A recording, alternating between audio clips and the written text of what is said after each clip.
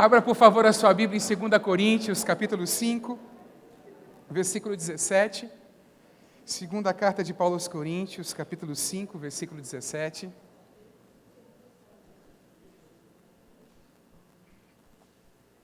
Obrigado a Gisele por ter atendido o convite, ter nos abençoado aqui nessa manhã. A nova vida em Cristo é o título da mensagem. Eu quero ler um texto que tem tudo a ver com vida nova. E depois eu quero que você abra, depois dessa leitura, você abra na primeira carta de João. Não é no Evangelho de João, é na primeira carta lá no final, tá bom?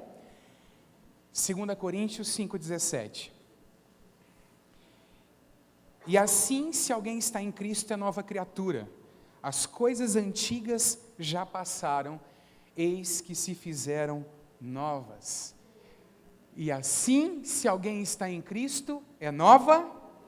Outra versão diz nova criação. As coisas antigas já passaram, eis que se fizeram novas. A paráfrase da Bíblia, a mensagem diz assim: agora olhamos para dentro, e o que vemos é que qualquer um, unido ao Messias, tem a chance de um novo começo e é criado de novo. A velha vida se foi, uma nova vida floresce. Vamos orar? Pai, obrigado por essa manhã. Obrigado por Tua presença entre nós. Obrigado por essas vidas, Senhor, que passaram pelas águas, por aqueles que nos visitam nessa manhã. Obrigado por Tua igreja unida aqui para adoração ao Teu nome. Pai, que o Teu Espírito Santo fale ao coração do Teu povo nessa manhã. Que seja uma palavra que edifique, console, exorte o Teu povo. Que seja uma palavra que traga vida para os corações daqueles que estão mortos espiritualmente. Essa é a nossa oração diante da Tua presença, em nome de Jesus. Amém e amém. Quem aqui já disse a frase, ou já pensou a frase, se eu pudesse voltar atrás e fazer diferente? Tem uns aí acontecendo. Eu acredito que todos nós, na verdade, já pensamos assim. Eu acredito que todos nós gostaríamos que existisse uma máquina do tempo, onde a gente pudesse entrar dentro dela, digitar a data, voltar lá atrás e corrigir as coisas. Mas máquina do tempo só existe em filme. Alguns de vocês talvez se lembram desse filme aqui, De Volta para o Futuro, o 1 e o 2, quem assistiu? Pois bem, lá tinha um adolescente, interpretado por Michael J. Fox, e um professor maluco, interpretado por, deixa eu ver o nome desse cidadão aqui, Christopher Lloyd. E aí, então, ele entrava na máquina, voltava, mudava, e quando ele chegava no futuro, muitas outras coisas haviam sido mudadas. Pois é, eu tenho uma notícia para você. Não tem como voltar atrás e consertar. Não tem como voltar atrás e arrumar.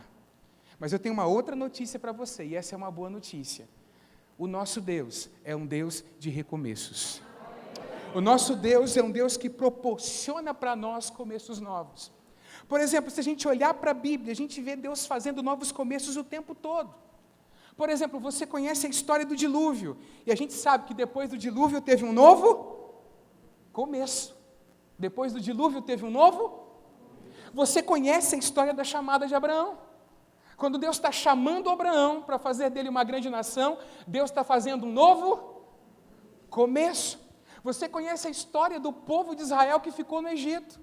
Quando o povo está saindo do Egito, sob a liderança de Moisés, Deus está fazendo o quê? Um novo começo. Quando Jesus começa a pregar o Evangelho entre os homens, Deus está fazendo um novo começo, levantando uma nova criação, uma nova humanidade. E se você conhece a Bíblia, o livro de Apocalipse, lá no final a gente vê que Deus vai fazer o quê? Um novo começo. Porque quando a gente abre lá, está escrito que eu vi novos céus e nova terra.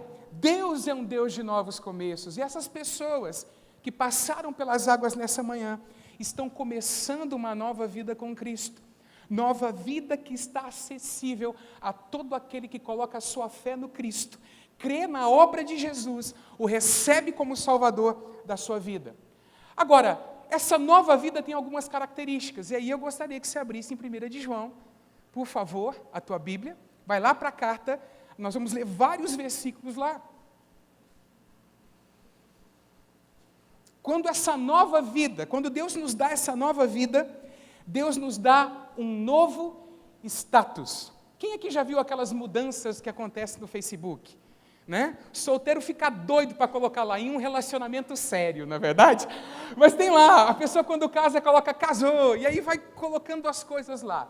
Olha aqui para mim, quando você recebeu a Cristo como Senhor e Salvador da sua vida, o seu status foi mudado.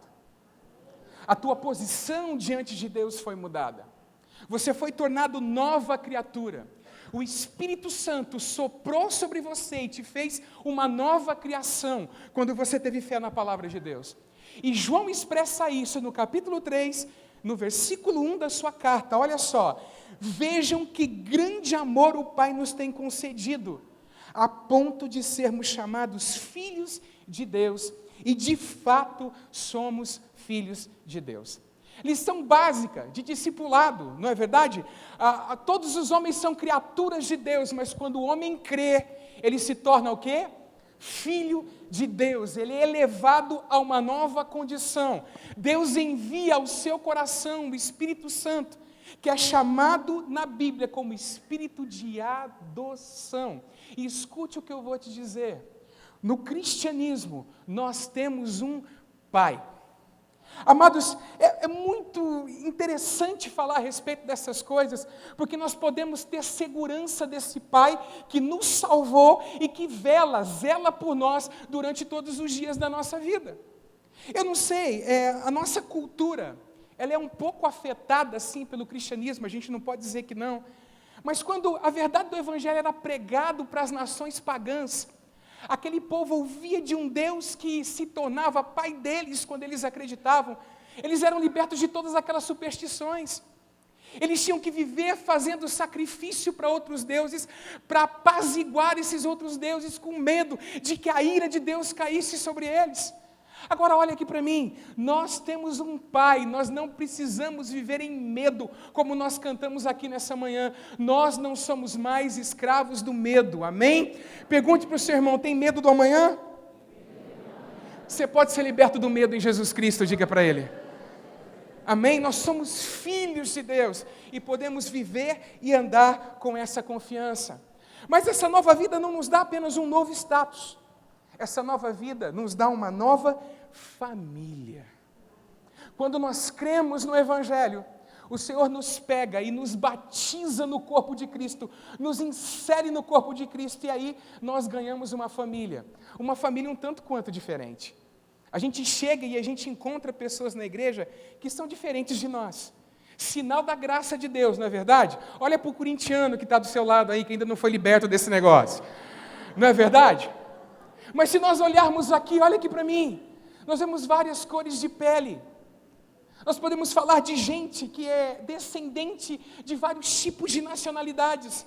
Deus faz isso, nos insere nessa família, e querido, nos insere nessa família para que nós começamos a crescer em amor. Aliás, o mundo é cheio de egoísmo e de narcisismo. As pessoas se importam apenas consigo mesmas. Elas vivem sob a ética do ema, ema, ema. Cada um, olha lá, todo mundo já sabe disso. Entendeu? Mas quando Deus nos coloca nessa família, querido, a expectativa do Pai, o desejo do Pai revelado nas Escrituras, é que a gente ame de fato um ao outro, se importe de fato um com o outro. Esse mundo também é cheio de narcisismo. E é dito que Narciso odeia tudo aquilo que não é espelho, não é verdade?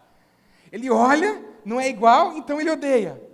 E deixa eu te dizer uma coisa, Deus nos coloca no meio de uma família onde as pessoas são diferentes. Sabe por quê? Para trabalhar a tua paciência, para ensinar você a ser longânimo. A própria palavra fala longânimo, ou seja, você tem que ter um longo ânimo. Te coloca com gente que nem sempre tem o teu grau de desenvolvimento espiritual, o teu nível de desenvolvimento espiritual. E quanto mais desenvolvido, ou quanto mais você crescer em Cristo, mais humilde você é para entender e lidar com esse tipo de pessoa. Deus trabalha dessa forma conosco. Alguns meses atrás, a Rafaela postou uma tela falando a respeito de célula que eu achei fantástica. Ela vai colocar aqui. Olha só, relacionar-se talvez dê bastante trabalho, mas a colheita vale a pena. Célula é lugar de comunhão, manifestação de dons e salvação. Está meio apagadinho aqui, mas está escrito abacaxi é nosso. Então olha para esse abacaxi que está do seu lado e diga para ele assim: o abacaxi é nosso. Amém, queridos? Nós não vamos encontrar pessoas perfeitas dentro da igreja. A igreja é a comunidade dos imperfeitos que estão crescendo na semelhança de Jesus. Amém, querido? Mas escute, na comunhão nós somos curados, nós somos sarados. Eu já vi esses milagres acontecerem. Gente que tinha problema com rejeição, uma autoestima extremamente baixa, quando chega dentro da igreja e se insere na comunhão do corpo de Cristo, a comunhão vai liberando cura sobre a vida dessa pessoa, e ela experimenta essa cura nessa família que é a igreja do Senhor. Então essa nova vida em Cristo nos proporciona uma nova família, não de relacionamentos virtuais, mas de relacionamentos que são relacionamentos reais. Já notou como as pessoas têm pouca paciência umas com as outras hoje em dia? Quem já notou isso? E parece que à medida que o tempo passa, quanto mais virtuais nós nos tornamos, quanto mais tecnologia nós temos nas nossas mãos, mais nós nos afastamos disso. E nós precisamos tomar cuidado com isso. Porque eu vou repetir algo que eu tenho dito aqui. Algumas coisas só acontecerão na sua vida no contexto de comunhão. Amém? Amém. Terceiro lugar. Essa nova vida nos dá uma nova maneira de andar. Eu não li o versículo anterior, né? 1 João 1,7, por favor. Capítulo 1, versículo 7, para falar de uma nova família. Deixa em 1 João, a gente só vai ver aí agora.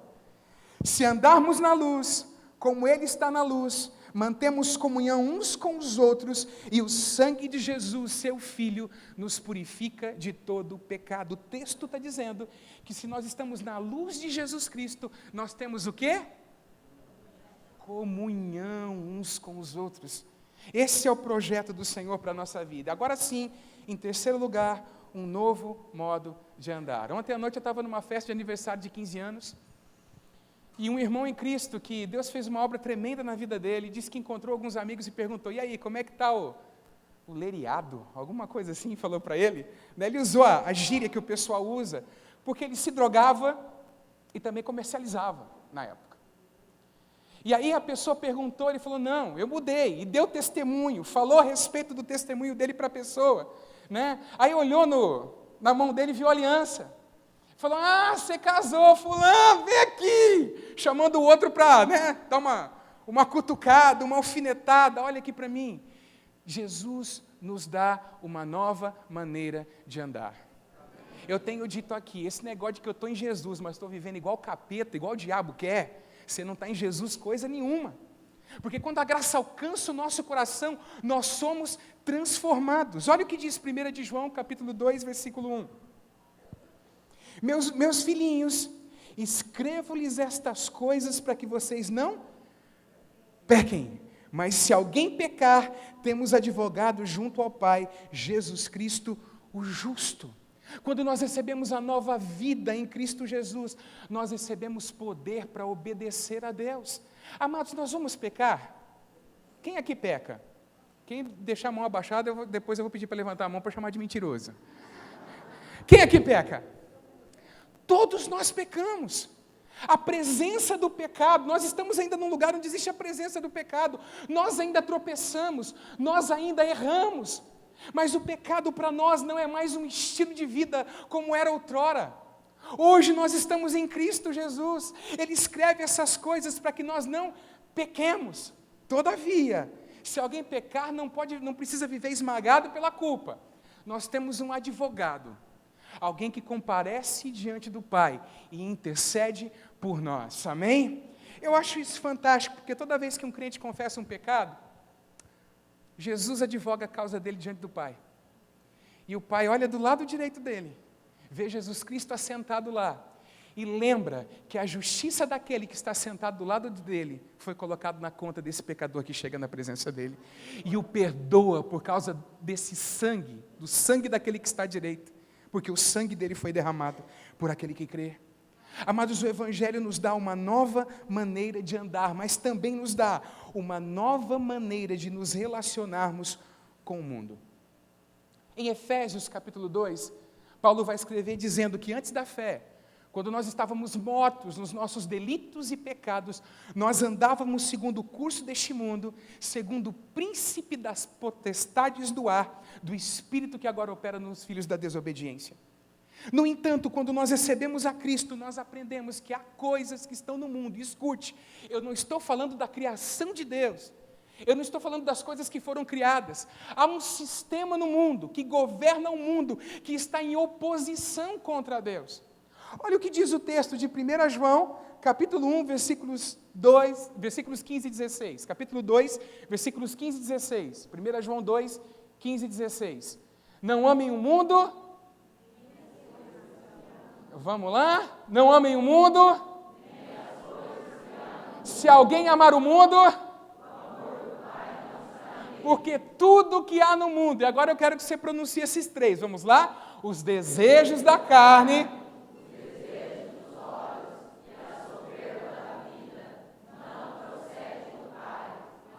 não procede do Pai, mas procede do mundo. Tem uma versão mais simples para você entender melhor. A Nova Tradução da linguagem de hoje diz assim: nada que é deste mundo vem do Pai.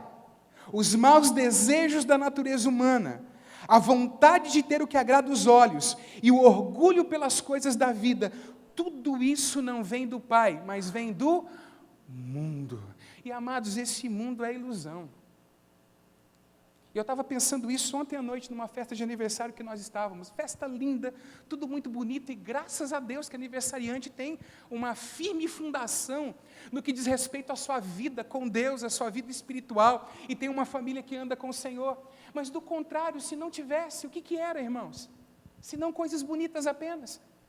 E nós precisamos tomar cuidado para não ir nessa onda, nós precisamos começar a valorizar aquilo que Deus valoriza.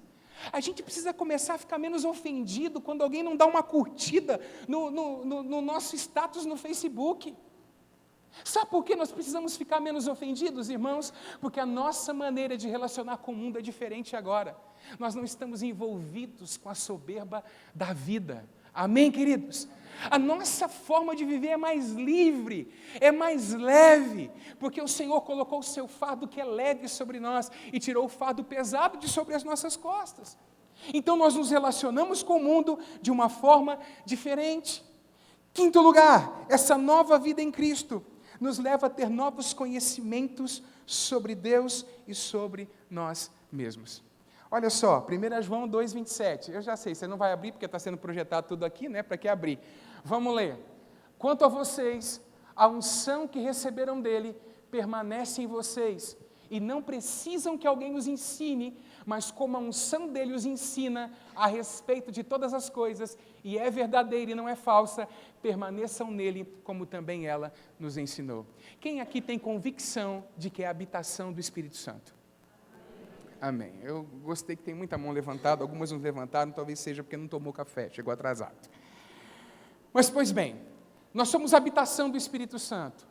Nós nascemos de novo, e esse Espírito que está em nós, ele nos ensina, irmãos, ele fala conosco. Aliás, para usar algo que eu ouvi uma vez numa canção e cantei essa canção, o Espírito Santo fala sobre todas as coisas. Quem já teve a oportunidade de estar com a Bíblia aberta, e de repente parece que aquele texto que você estava lendo, que anteriormente pareciam que eram só letras, parecia que era uma literatura comum, de repente parece que aquilo pulou de dentro do texto, bateu no seu coração, e você entendeu que naquele momento o Espírito Santo estava falando com você. Ou então, vivendo no seu dia a dia, porque nós acreditamos que o Espírito está vivo de fato e dirige a igreja, você nem estava com a Bíblia na mão, mas de repente numa determinada situação, a respeito de alguma coisa, o Espírito Santo te orientou. Talvez você estava no banheiro, na escola, no local de trabalho, andando pela rua. Por quê? Porque o Espírito Santo nos ensina sobre Deus, e ao nos ensinar sobre Deus, faz com que nós entendamos de fato quem nós somos. Nós crescemos no entendimento de nós mesmos. Amados, para usar a linguagem bíblica, todo crente é ungido. Todo crente, ao nascer de novo, recebe essa unção, a presença do Espírito Santo na sua vida, que o capacita a ser ensinado por Deus e a descobrir novas coisas à medida que vai caminhando. Eu tenho uma notícia para você. A gente vai aprender até o final da nossa vida aqui na terra, e nós não teremos aprendido ainda todas as coisas. Amém? Porque em Jesus Cristo estão os tesouros da sabedoria e do conhecimento. E à medida que a gente caminha com o Senhor, o Espírito Santo vai nos abrindo essas coisas. Amém, queridos? Mas para experimentar isso, você precisa de uma vida em comunhão com o Senhor. Tem filho que às vezes não tem comunhão com o Senhor.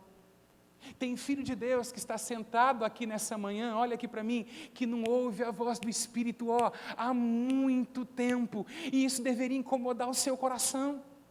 Você deveria ir para a oração. Você deveria buscar ao Senhor por um coração mais sensível, porque Ele deseja guiar a nossa vida e nos dar novos níveis de conhecimento. Amém, queridos? 6º lugar, ao nos dar uma nova vida, Ele nos dá uma esperança viva. Quem aqui já colocou esperança em algum projeto, ou em alguém, e de repente se frustrou com isso? Pôs a esperança no Lula,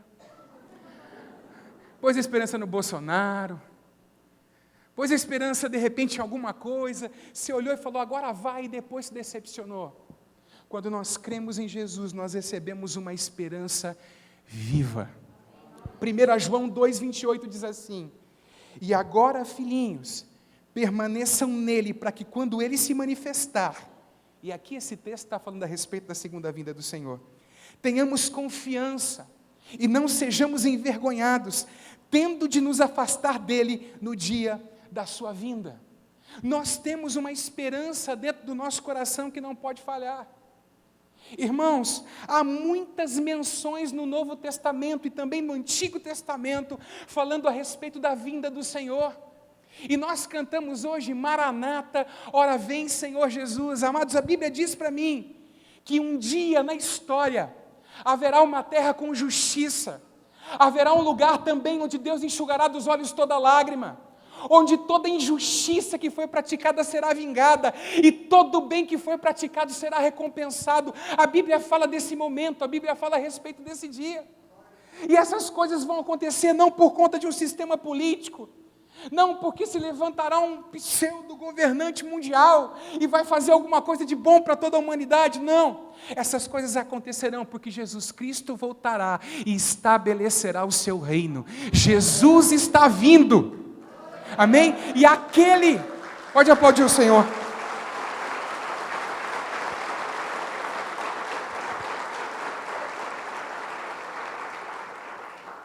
E aquele que tem essa esperança pode viver de forma diferente quando alguma coisa não dá certo, quando você se decepciona com alguma coisa, sabendo que com Ele você não vai se decepcionar. A Bíblia diz que Ele vem em juízo e em justiça. Vai ser projetado isso ou não?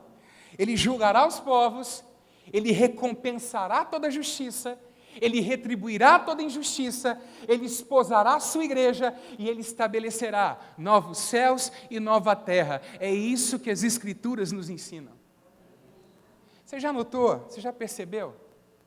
E quem falou isso foi um teólogo do passado, um dos reformadores, que parece que nesse mundo nem toda justiça é recompensada e nem toda injustiça é vingada. Quem já percebeu isso? Não seria isso evidência de que um dia de fato isso acontecerá? Porque o Deus que nós cremos é um Deus justo, é um Deus que retribui. Amém? Em 7º lugar, essa vida que Ele nos dá é uma vida vitoriosa. 1 João capítulo 5, versículo 4. Essa vida que Ele nos dá é uma vida vitoriosa. Sabe, irmãos, às vezes embalados por uma pregação do nosso tempo, a gente pensa a vida vitoriosa, a gente andando no nosso... Fala um carrão aí. Fala aí. Camaro, tá. A gente andando no nosso Camaro amarelo, Bumblebee, andando nele, né, de óculos escuros, indo para o litoral do estado de São Paulo para ficar um tempo lá no Guarujá, não é verdade? Andar no nosso iate, Não é verdade? Viver na nossa casa, à beira da praia, nada contra se você está trabalhando para alcançar tudo isso, mas quando a Bíblia fala de vida vitoriosa, a Bíblia fala de nós passarmos por essa vida, vencendo e reinando sobre toda a situação. Eu estava refletindo essa semana, pensando nesse versículo bíblico aqui, porque todo que é nascido de Deus vence o mundo, e esta é a vitória que vence o mundo, a nossa fé. Você nasceu de Deus? Então você vence o mundo, é isso que as Escrituras estão dizendo. Você pode viver em vitória sobre o mundo. Eu fico pensando, por que tanta frustração com relação às coisas dessa vida? Por que tanto apego às coisas dessa vida? Por que o olhar tão fixado para baixo nas coisas desse mundo? Se Ele prometeu para nós uma esperança, Ele tem para nós uma esperança viva, e se Ele prometeu para nós uma vida vitoriosa. O cristão é aquele que, quando os seus projetos falham, quando as coisas não acontecem como ele gostaria que acontecesse, pode andar e pode viver nessa vida, reinando sobre as circunstâncias, porque ele vence o mundo. E o que dá a ele vitória sobre o mundo é a fé que ele tem em Jesus Cristo. E eu acredito que você que tem essa fé, você não pode ir embora daqui sem a gente dar louvor a Ele, sem a gente participar dessa mesa, sem a gente agradecer, porque a vitória dele é a nossa vitória. Fica de pé em nome de Jesus. Pergunta aí para o seu irmão, já recebeu uma nova vida? Eu não vou falar, olha para o abacaxi que está do seu lado não mais, fica tranquilo, foi só naquele momento. Vamos adorar Ele? Vamos engrandecê-lo? Vamos cantar ao Senhor.